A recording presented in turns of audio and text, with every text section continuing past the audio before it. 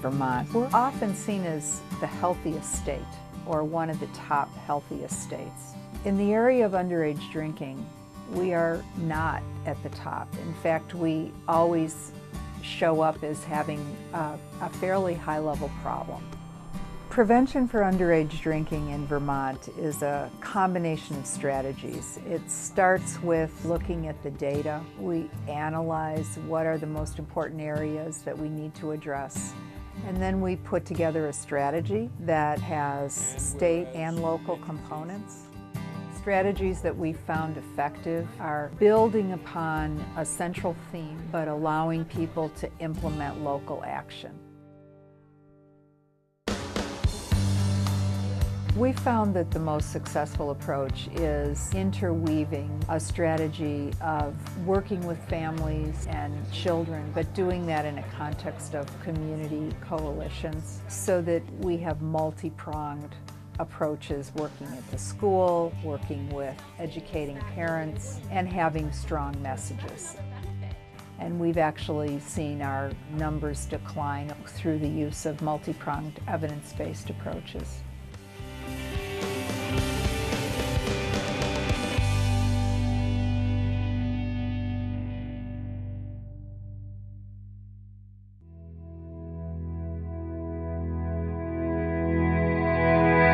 Successful coalitions have to involve a number of partners in the community. You can't just go in there with one or two people and expect to make change. You really have to bring in all the key players. And of course, one of the key players is law enforcement. The focus has been on training, and we do trainings all over the state. In fact, we go out of state to different conventions around the country and present, especially on brain development, because that connection is what's helping people to understand the problem of underage drinking. Too many people are living with old school beliefs. You know, if I take away the keys, they'll keep them safe. Yes, it's true. 35 to 40% of people, young people under the age of 21 die in alcohol-related car accidents, but 60 to 65% are dying of other causes related to underage drinking. And people don't put that together. The number one most important partner is the youth. We don't do anything for youth without them planning it. They're doing a sticker shock activity in the stores. Anything bigger than a six-pack, it's a sticker saying don't buy for minors.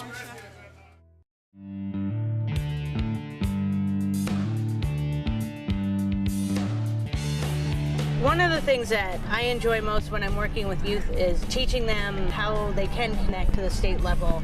And it's one of the most satisfying things is when you can sit down with middle school students and be like, if you want to push legislation, you can.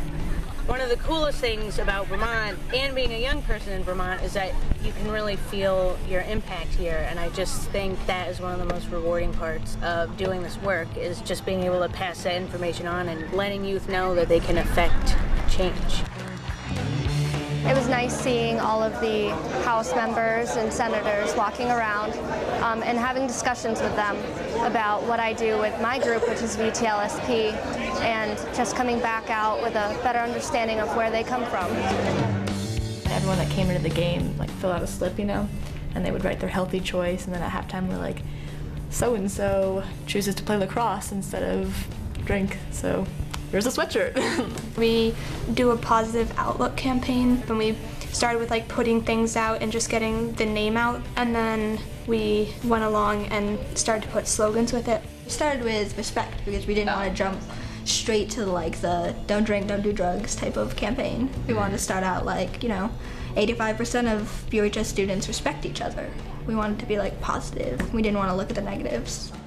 Things that worked were being active, we did dodgeball and just getting the school involved with the activities, not just handing them over statistics, because that just sometimes people take in 2% of that, but when you actually are being involved with it, it soaks in better.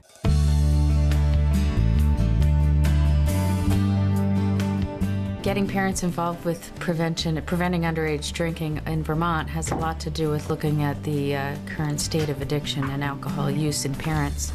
And so it's a multi-generational addiction issue here. So we've looked at things like town hall meetings where we can engage parents in speaking or in learning from the field. And we've engaged a number of people here from law enforcement, treatment, prevention, and recovery. My husband and I did a Guiding Good Choices course. It was mostly about parenting. We learned that we really needed to talk more with our kids about all of the issues as opposed to just expecting them to know what we want. Guiding Good Choices was a really good course, and through that we learned more about the Brattleboro Area Prevention Coalition.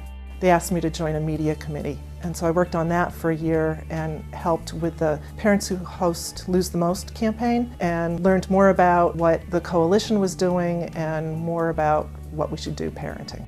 The information that I learned certainly allowed me to talk to other parents with some facts to back it up. I mean, you don't want to just chat with someone and say, oh, you shouldn't do this, and preach to your friends and your colleagues. So having some facts to back it up was a really solid thing, and it also just really helped with talking to our kids about what we expect and what the laws are.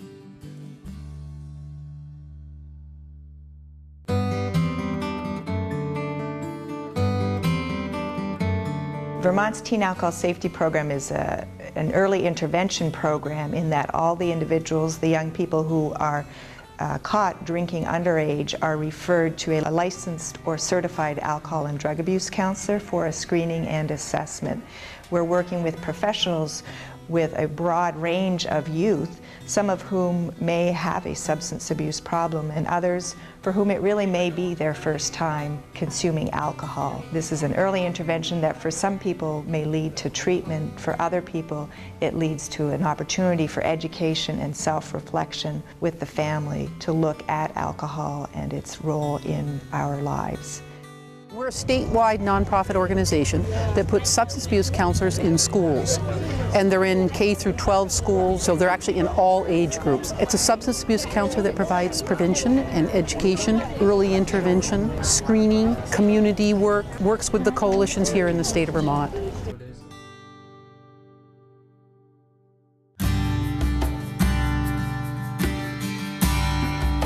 Our task as the committee is to I think in Vermont we're a little unique as being a small state.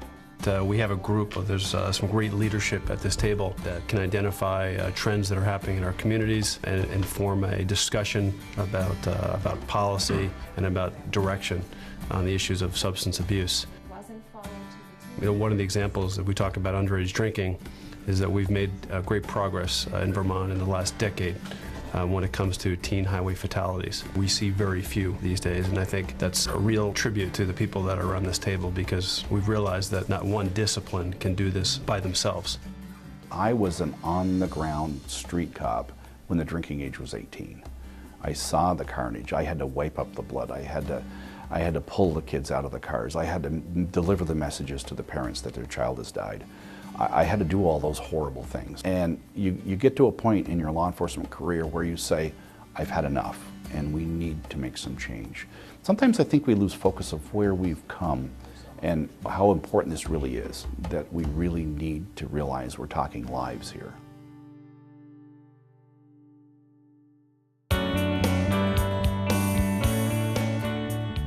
In Vermont, we have found that to be effective with underage drinking, we need to look at more than just an individual and the programming for an individual. We need to look at our whole environment, and that includes the messages that parents are giving, the messages that schools are giving, messages in the media. Community education is, in my opinion, the most important thing, because if the community doesn't buy in or believe or understand what you're doing, then you don't have the foundation you need to move forward. We're doing a media campaign as part of our strategies. We've developed the slogan and we're sending out the media materials from the state level, but at the local level people are having community meetings, and those could take the form of, you know, a night at the school. Our mission, if you will, was to help parents understand their role and to provide them with some tools to be able to talk with their children. We were able to use social marketing to encourage them to talk to their children. The key message here was it's never too early to start talking to your children.